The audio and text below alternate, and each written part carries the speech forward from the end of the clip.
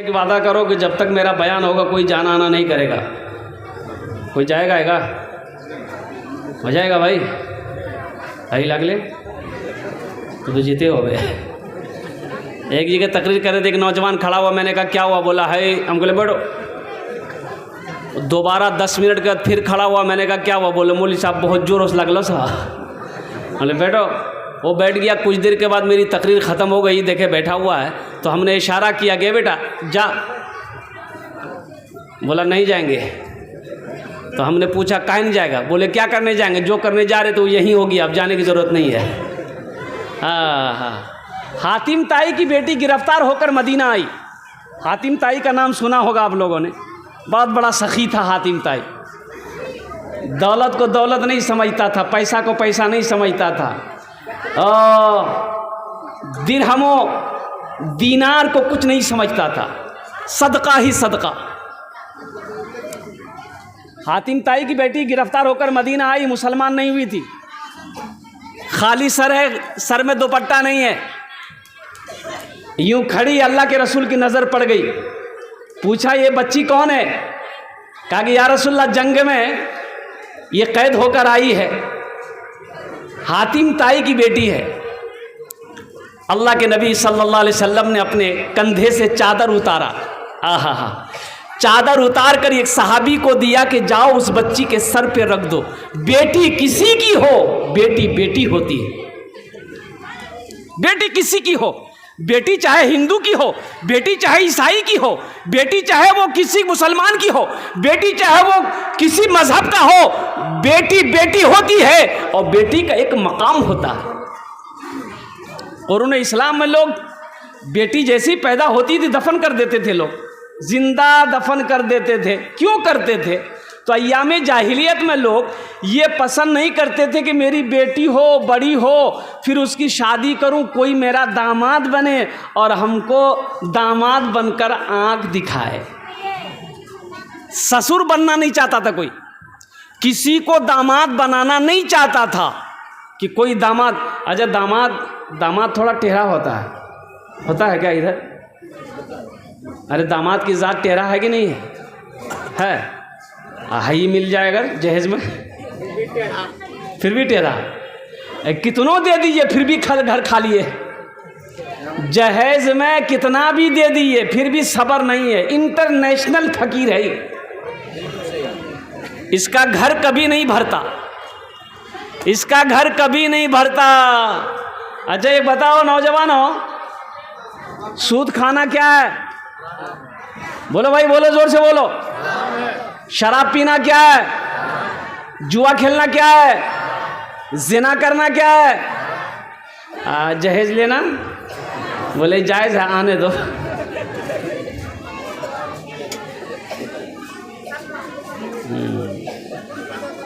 ये भी तो हराम है। स्टेज से तकरीर करके वो नीचे उतरे, माँ बाप के ऊपर मैंने तकरीर किया था कि माँ बाप के कदमों के नीचे जन्नत है। तो एक नौजवान ने कहा कि शेख एक सवाल है। तो मैंने कहा कि बोलो। बोला कि शेख आपने तकरीर किया कि माँ बाप के कदमों के नीचे जन्नत है, तो मेरा सवाल ये है कि माँ बाप के कदमों के नीचे जन्नत है, तो सास ससुर के कदम के नीचे कुछ है कि नहीं है? हमने कहा क्या है, तो बिहार भेलो जगह गिरे। बोले नहीं अभी शादी नहीं की है। हम बोले इसलिए पूछ रहा है। हमने कहा कि बेटा सास ससुर के कदम के नीचे भी है। बोला क्या है जल्दी बता दीजिए। हम बोले थपाची गाड़ी है, फ्रिज है, वॉशिंग मशीन है, हंडिया है, थाली है, चम्मच है। जहेज लेना क्या है? मांगकर क्या है? हराम है। शराब पीना जैसे हराम है, सूअर का गोश्त खाना जैसे हराम है, कुत्ता का गोश्त खाना जैसे हराम है, उसी तरीके से बेटी वाले से मांग कर जहेज लेना हराम है। ए नौजवानों, ये पैसा अगर तुम बेटी वाले से ले लोगे, कसम खुदा की हशर के मैदान में अल्लाह की बारगाह में तुम्हें इसका जवाब देना होगा, इसका हिसाब देना होगा। इसलिए जो ले लिए हो तौबा करो और अहद करो कि इंशाअल्लाह ना हम जहेज लेंगे ना हम जहेज देंगे। इंशाअल्लाह तैयार हो? कितने लोग तैयार हो? हाथ उठाओ। ना जहेज लेंगे ना जहेज देंगे इंशाअल्लाह। माशाअल्लाह। जो ले लिए हैं वो रिटर्न नहीं होगा। এখানে বসে যাও, ওখানে বসে যাও, जहाँ जगह मिल जाए बैठ जाओ। जहेज लेना हराम है। तो बेटियां जब पैदा होती थी कुरून इस्लाम में, अय्याम जाहिलियत के ज़माने में, तो लोग दरगुजर कर देते थे। एक सहाबी हैं हज़रत कैस बिन आसिम रदी अल्लाह ताला अन्हु, ज़हन को थोड़ा हाजिर कीजिएगा। आ जाइए, जिसको जगह मिले जहाँ बैठ जाइए, आइए बैठ जाइए। माशाल्लाह भाई, बड़े बड़े लोग आ रहे हैं माशाल्लाह स्टेज पर, आ जाइए। ज़हन को हाजिर करो मेरे भाइयों, वक्त गुज़रता चला जा रहा, आपका जलसा बस यूँ समझ लीजिए कि मंजिल मकसूद की तरफ रवां दवां है।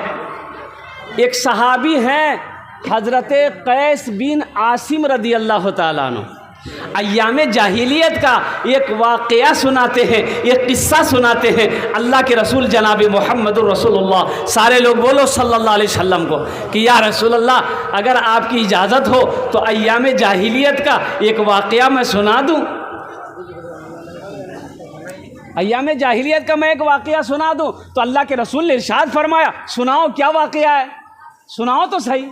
तो उन्होंने कहा, या रसूल अल्लाह, मैं सफ़र में जा रहा था तो मेरी बीवी को हमल था, और मैंने बीवी से कह दिया था कि अगर बेटा हो जाए तो मुबारक, अगर बेटी हो जाए तो मेरे आने से पहले ही उसे दफन कर देना, हम बेटी की शक्ल देखना नहीं चाहते। या रसूल अल्लाह सल्लल्लाहु अलैहि वसल्लम, हमने अपनी बेटी को, बीवी को वसीयत किया, सफ़र पे मैं निकल गया। 6 महीने 8 महीने के बाद जब मैं वापस घर आया, और कुर्बान जाओ, है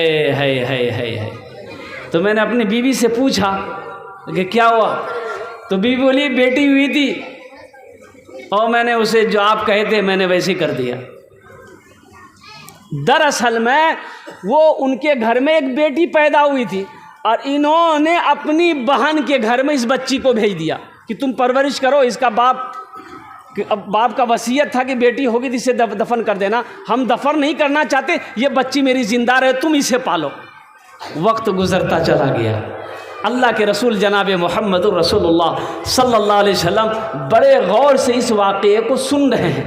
वो सहाबी रसूल कहता कि या रसूल अल्लाह, 4 साल का वक्त गुजरा, मैं फिर एक मरतबा सफ़र में गया। मैं सफ़र से जब वापस घर आया तो मैंने अपने आंगन में देखा एक छोटी सी बच्ची खेल रही है, छोटी सी बच्ची खेल रही है।